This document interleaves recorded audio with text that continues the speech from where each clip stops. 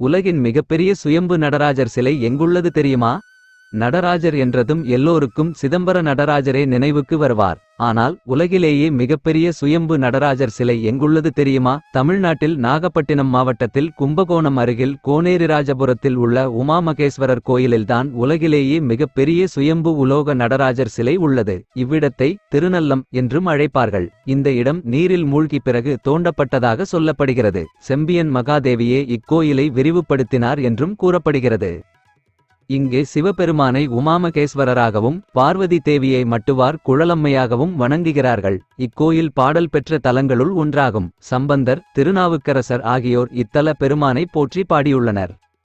இக்கோயிலில் உள்ள நடராஜர் சிலை பஞ்சலோகத்தால் ஆனது, அதாவது 5 உலோகங்கள் சேர்த்து செய்யப்பட்டதாகும். இதுவே உலகின் மிகப்பெரிய மற்றும் உயரமான நடராஜர் சிலை என்பது குறிப்பிடத்தக்கது. தீண்டா திருமேனி என்று அழைக்கப்படும் இச்சிலை சிற்பியால் தொடப்படாத ஒரே சிற்பமாகும்.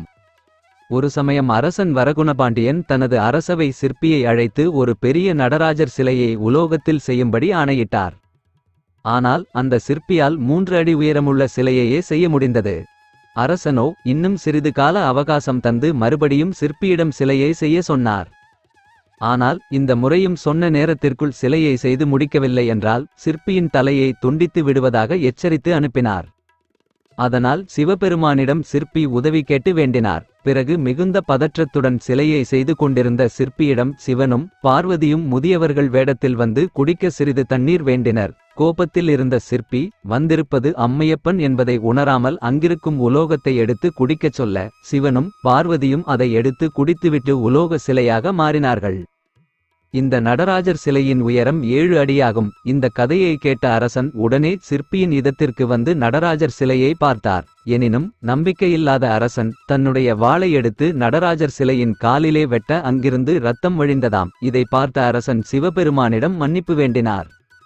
இங்குள்ள நடராஜர் சிலையில் உயிர் உள்ளது போலவே கைரேகை, மச்சம், நகங்கள் இருக்கும் என்பது ஆச்சரியமான விஷயம். இந்த சிலையை தொலைவிலிருந்து பார்த்தால் 50 வயது முதியவர் போன்றும் அருகிலிருந்து பார்த்தால் 30 வயது இளைஞன் போலவும் காட்சி தருகிறது.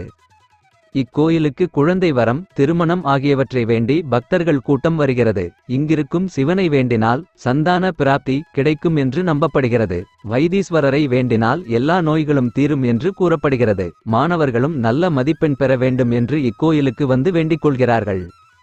வருடத்தில் 2 பிரம்மோத்சவம் இக்கோயிலில் கொண்டாடப்படுகிறது.